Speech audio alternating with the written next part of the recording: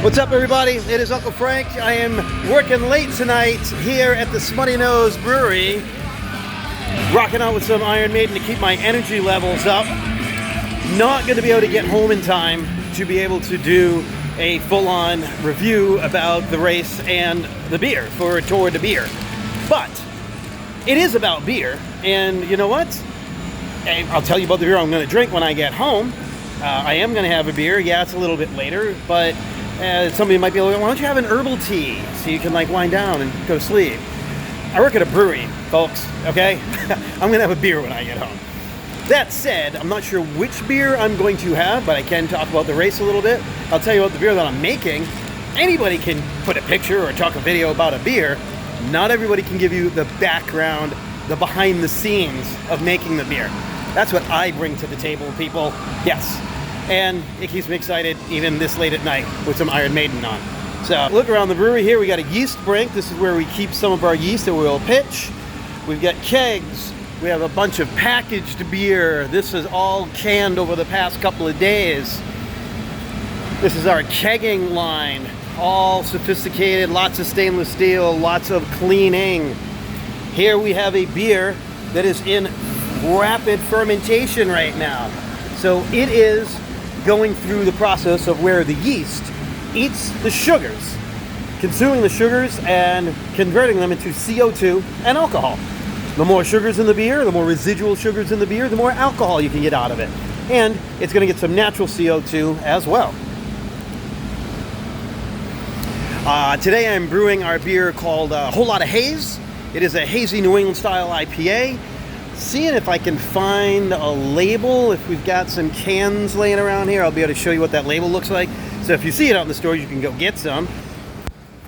Well, I don't see some Whole Lot of Haze empty cans right now. And yeah, they could be full ones. No, as brewers, we don't just sit around and drink all day. I've got a lot of stuff I got to focus on and pay attention. So I'm not drinking while I'm at work. That's not what we do. I do want to show you this, though. Cans upon cans upon cans.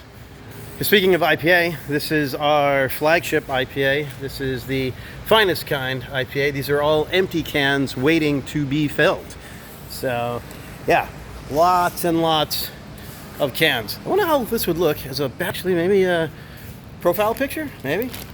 I don't know. Anyway, so finest kind IPA is our traditional style IPA, 6.9%, made with a lot of American hops. It's going to be more sort of in the bitterness, of course, and big on those old school flavors, the piney aromas that go along with your traditional style IPA, as opposed to the hazy IPA that I'm working on today, a little bit more tropical, some of those softer fruity notes, but still IPA.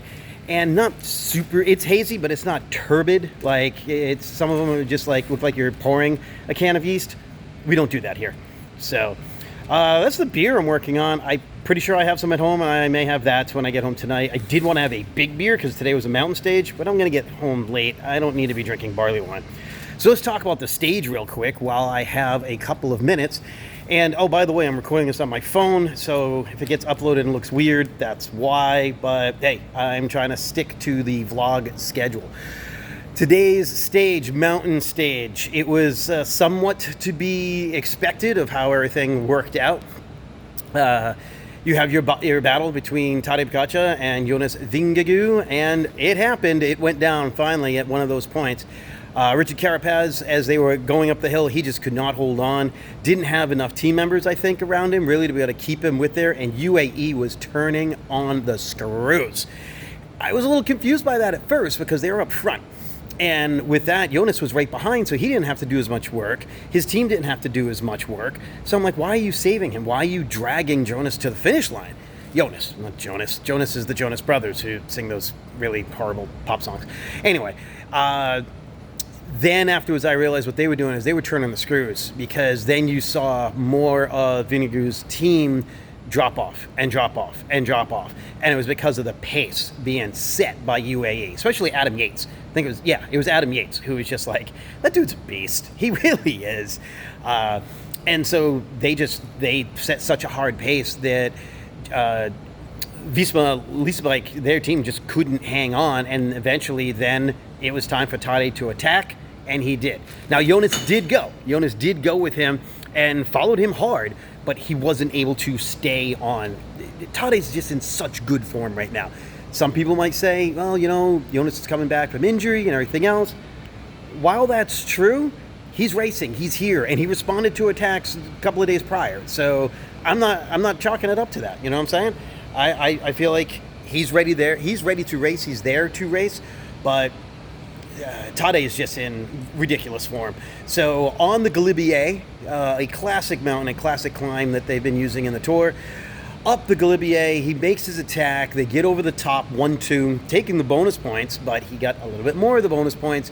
And there was enough people in between that Richard Carapaz is not going to get any bonus points, and far enough behind that once they got the bonus points on the finish line as well, that puts him in the back. I don't know how far in the back right now. Vinigo stayed in that 2 position, but couldn't hold on to Tadej, and Tadej was just flying down the hill, 55, 60 miles an hour, down a mountain hill with the switchbacks. It's crazy. And he looks like he's having fun. Like, he's trying, but he looks like he's having a lot of fun. That's what fuels Tadej Pogačar. That's why he's my pick to win the Tour de France this year. I will say one of the guys that I didn't think, I wasn't really sure what Remco Evenepoel had, being, like his first time there. He showed some cojones, and he stayed with that group. I believe he got 4th. Like I said, I watched it this morning and then ran out of the house to be able to take care of some errands, and then I had to run to work, and I've been here ever since. So I haven't had a chance to look at notes or recap or anything. So if you're paying attention to the Tour and the Tour de Beer, you probably know exactly what it is. But if you weren't sure and you're just looking for my take on it, I was impressed with Evenepoel. Primož Roglič was a little bit further back, and it's kind of what I'm kind of expecting out of him this year. I'm not a Roglič fan. If I hadn't said it before, I'll say it now. I'm not a Roglič fan. But that has nothing to do with whether I think he's going to do well or not do well. I just don't think he's got what it takes right now. Maybe he'll make top 5. He's got the abilities, he's got the skills, but he just wasn't in with the group right now. Evenepoel looked better. Carapaz did get dropped. I don't know where he got back in, but there's more mountains, and the dude's a climber. So who knows what happens next? He just can't sprint. He can't punch on those climbs the way that Jonas Vingegaard and Tadej Pogačar can. So that is your Tour de France stage recap and your Tour de Beer. Again, I'm not sure what I'm going to drink when I get home. I think I have some hazy at home, and I will have one of those. If not, I'm sure I've got something in the fridge. But welcome to the little tour of the brewery of where I work. Again, a little behind the scenes. Maybe I'll do a little bit more of this too. Like I said, anybody can just show you a beer, but not everybody can show you in the brewery.